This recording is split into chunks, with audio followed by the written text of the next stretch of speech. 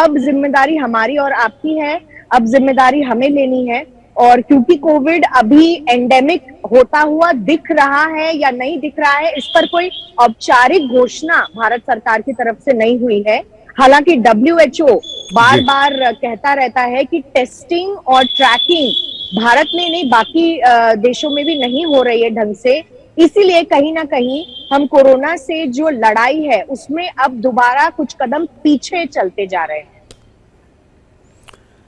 अब जिस तरह से कोरोना की रफ्तार घट रही है, बढ़ रही है, हम नजर बना के रखे हुए हैं।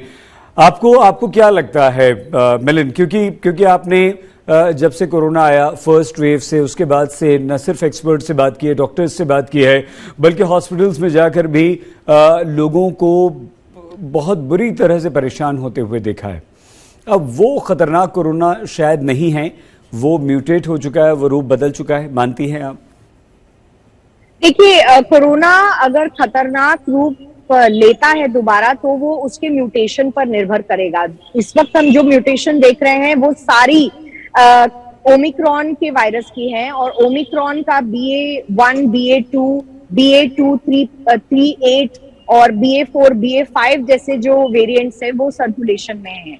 अगर ओमिक्रॉन के अलावा किसी और म्यूटेशन का वेरिएंट हम कोविड-19 का फिलहाल देखते हैं तो उसके खिलाफ हमारे पास इस वक्त वैक्सीन नहीं है। सही, दुनिया में कई लोगों ने और कई ऐसी ऑर्गेनाइजेशंस हैं या वैक्सीन मैन्युफैक्चरर्स कह लीजिए या सरकारें कह लीजिए, जो एक पैन कोरोना वैक्सीन बनाने की बात कर रही हैं। इसका मतलब ये कि हम हर वैक्सीन को हर वेरिएंट के हिसाब से नहीं बदल सकते, तो एक ऐसी वैक्सीन हो जो ओवरऑल कोविड के सारे स्पाइक म्यूटेशंस और चेंजेस पर काम करे। लेकिन अभी तक ये संभव नहीं हो पाया है, और जब तक ये संभव नहीं होता तब तक हमें उन्हीं वैक्सीन पर निर्भर करना पड़ेगा जो फिलहाल उस स्ट्रेन के लिए बनाई गई है। अगर ओमिक्रॉन से हटकर कोई स्ट्रेन आगे म्यूटेट होके आता है सही, तो हमारे पास इसके लिए वैक्सीन नहीं है अभी, और ये अपने आप में एक चिंताजनक विषय हो सकता है दोबारा हमारे लिए।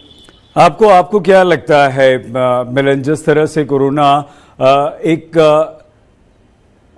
8, 10, 5 और 10 हजार के बीच लगातार बना हुआ है, ये समाप्ति की ओर क्यों नहीं है? और अगर हम अंतर्राष्ट्रीय स्तर पर देखें तो एंडेमिक WHO की तरफ से किस तरह से किसी भी बीमारी को घोषित किया जाता है?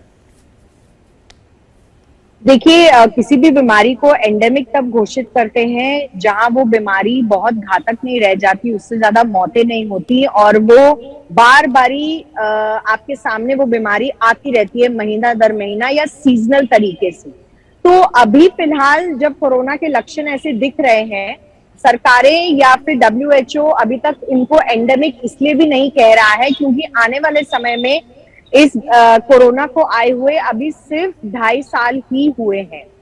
आगे चलने पर अगर हम देखते हैं कि और भी ज्यादा कोविड के केसेस आते हैं तो हम ये नहीं कह सकते कि ये पूरी तरीके से एंडेमिक हो चुका है या नहीं।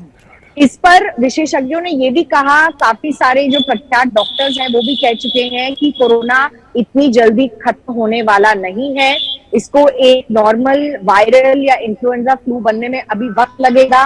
क्योंकि अभी भी जब हम देश में आंकड़े देखते हैं सही, तो ऐसा नहीं है कि कोविड के कारण देश में मौतें नहीं हो रही हैं।